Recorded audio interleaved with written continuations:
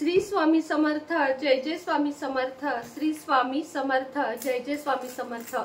श्री स्वामी समर्थ महाराजांच्या नामस्मरणाने आजच्या व्हिडिओला सुरुवात करूया। शुभ दुपार तुम्हा सगळ्यांना। कसे आहात तुम्ही सगळे? आशा व्यक्त करते स्वस्त असाल, मस्त असाल, स्वामींच्या सेवेमध्ये रममाण असाल। आता सप्तमी, अष्टमी आणि नवमी असे ओळीने हे 3 दिवस अतिशय जास्त महत्त्वाचे आहेत आणि जास्त करून अष्टमी आणि नवमी, कारण अष्टमी ही नवरात्रीतला सगळ्यात महत्त्वाचा दिवस मानला जातो।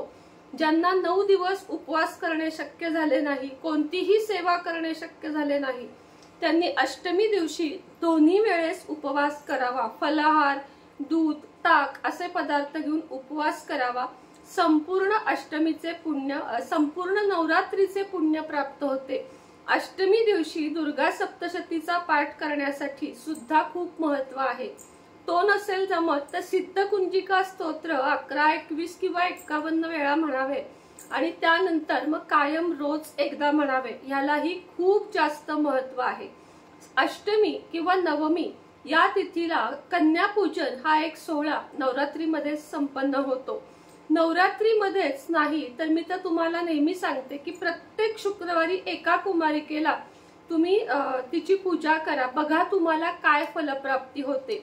आता कुमारिका म्हणजे काय हे बऱ्याच जणांना प्रश्न पडतो। तर कुमारिका म्हणजे जी रजस्वला होत नाही, जिचे मासिक धर्म अजून येत नाही, ती कुमारिका। मग ती 9-10 वर्षाची असेल तरीही चालेल, जोपर्यंत तिला मासिक धर्म येत नाही तोपर्यंत तिचे पूजन करावे असे एक नवरात्रीमध्ये एक दिवस ठेवलेला आहे। शास्त्र असं सांगतं। आपल्याच घरातील मुलगी असेल तरीही चालेल, आपल्यात नसेल शेजारी कोणाच्याही ज्यांच्या येतील त्यांच्या बोलवल्या तरीही चालेल। शक्यतो 9 कन्यांना भोजन घालणे, 9 कन्यांची पूजा करणे असे या दिवशीला खूप महत्त्व आहे। पण आत्ताच्या म्हणजे कसं फ्लॅट सिस्टीम असेल, बंगलो असेल, घर असेल तर सगळी जणच येण्यासारखी असतील असं नाही। अशा परिस्थितीमध्ये अगदी एका कन्येचं पूजन जरी तुम्ही केलं तरीही चालेल। एक कन्या 3, 5, 9 अशा संख्येत पूजा केली तरीही चालेल। एखाद्या मंदिरात जाऊन, अंगणवाडीमध्ये जाऊन, बालवाडीमध्ये जाऊन तिथल्या शिक्षकांची परवानगी काढून सुद्धा या दिवशी मुलींचे पूजन करून तुम्ही त्यांना खाऊ तुम्हाला जे हवे ते देऊ शकता।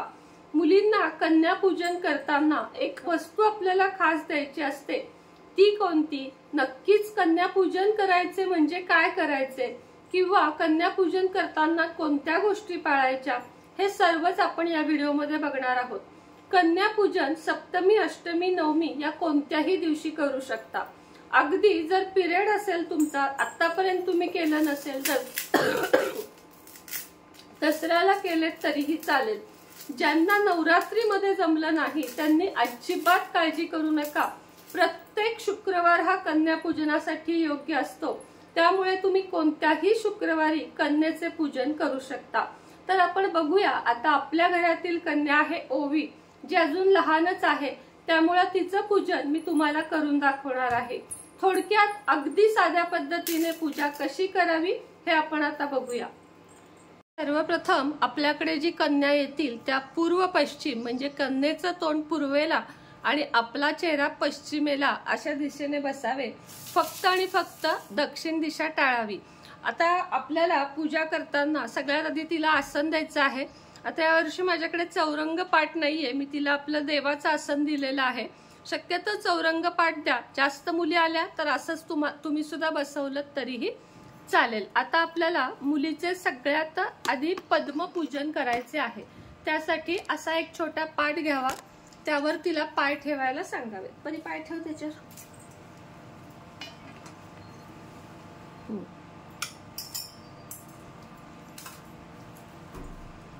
नवरात्रीमध्ये कन्यापूजन साक्षात आपल्या घरी देवी माता आली आहे असे समजून आपल्याला कन्येचे पूजन करायचे आहे। कारण कन्या म्हणजे मुली हे साक्षात लक्ष्मीचे रूप असते। काही ठिकाणी तर अजूनही कन्येच्या कडून कधीही पाया पडून घेतले जात नाही, तर कन्येच्या आई वडील पाया पडतात किंवा कुणीही घरातली मोठी असतील ती नमस्कार करतात। आणि किमान नवरात्रीमध्ये तरी मुलींना आपल्याला नमस्कार करायला लावू नये कारण त्या साक्षात देवीचं रूप मानलं जातात। आता अशा पद्धतीने त्यांचे पाय आपल्याला धुवून घ्यायचे आहेत, त्यानंतर स्वच्छ पुसून घ्यायचे आहेत। एखादा नॅपकिन काय कापड जे असेल ते तुम्ही घेऊ शकता। त्यानंतर पायाला आपल्याला त्यांच्या स्वस्तिक काढून घ्यायचे आहे। स्वस्तिक काढताना मधोमध अशा पद्धतीने काढायचे आहे। स्वस्तिक हे शुभ चिन्ह आहे आणि त्यांची पूजा करताना स्वस्तिकाला मान आहे, म्हणून स्वस्तिकच काढा। काही जण नुसतं हळदी कुंकू लावतात, तसं करू नका। तर स्वस्तिकच काढण्याचा प्रयत्न करा। कितीही मुली येऊ दे पण स्वस्तिक काढा, कारण आपल्याला ते या गोष्टी रोज रोज करायच्या नाहीयेत। स्वस्तिक काढल्यानंतर काय करायचं ते आता दाखवते। आता ही पूजा करताना सुद्धा ओम ऐं ह्रीं क्लीं चामुंडाय विच्छे या मंत्राचा जप आपल्याला करायचा आहे। कन्येने आपल्या घरात येऊन हसावे, खेळावे। त्याच पद्धतीने ज्या घरामध्ये कन्या कायम हसत असते त्या घरात कधीच कशाची कमतरता पडत नाही, म्हणून कन्येचा चेहरा हा आपल्या घरात नेहमी हसरा ठेवण्याचा प्रयत्न आपल्याकडून करावा। आता हे झाल्यानंतर अंगठ्याला हळदी कुंकू लावून घ्यायचे आहे आणि हळदी कुंकू लावून झाल्यानंतर थोड्याशा अक्षता पायावर आपल्याला घालायच्या आहेत। त्यानंतर तिला हळदी कुंकू चेहऱ्याला आपल्याला लावून घ्यायचे आहे। आता हे झाले पद्मपूजन। आता त्यानंतर आपल्याला तिला हळदी कुंकू वगैरे लावून घेऊया। बघू इकडे, आता तिला हळदी कुंकू लावून घ्यायचं आहे। सगळ्यात आधी लहान मुलांना, आता तिला मोठंच लावलं गेलं असं दे। नंतर ओवाळायचं आहे। पूजा करायची म्हणजे ओवाळायचं सुद्धा असतं। डोक्यावर अक्षता, त्यानंतर सोन्याने ओवाळा आणि सुपारीने ओवाळायचं। अशा पद्धतीने ओवाळून झाल्यानंतर आपल्याला देवी स्वरूप मुलीच्या डोक्यावर अशा पद्धतीने चुनरी घालायची आहे। मोठी आणलीत तरीही चालेल, वरती बघ बाळा, मोठी आणलीत तरीही चालेल, कारण नंतर ती गौरीच्या वेळेस वगैरे सुद्धा उपयोगी पडते। तर अशा पद्धतीने अगदी साध्या पद्धतीने पूजा करून घ्यायची आहे। त्यानंतर महत्त्वाचा म्हणजे नारळ कुमारिकेच्या हातात द्यायचा आहे।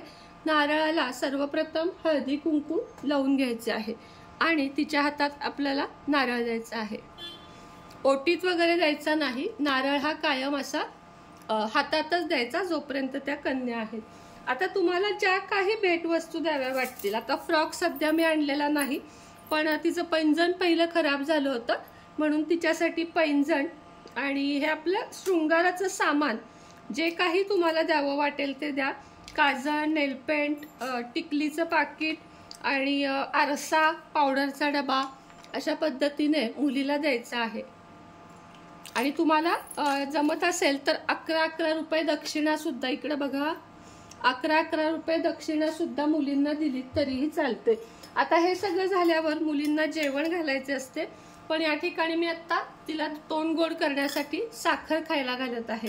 तर अशा पद्धतीने अगदी साध्या सोप्या पद्धतीने आपल्याला कन्यापूजन करायचं आहे। आणि सगळ्यात शेवटी आपल्याला कन्येचं पूजन करून घेतलं, त्यानंतर तिचा नमस्कार करून तिचा आशीर्वाद घ्यायचा आहे उजव्या हाताने बाळा। अशा पद्धतीने आपल्याला कन्येचं पूजन अतिशय मनोभावे साध्या पद्धतीने करायचं आहे। माझ्या मते तुम्हाला समजलं असेल की कन्यापूजन कसे करायचे आणि कन्यापूजनामध्ये काय काय भेटवस्तू देऊ शकता।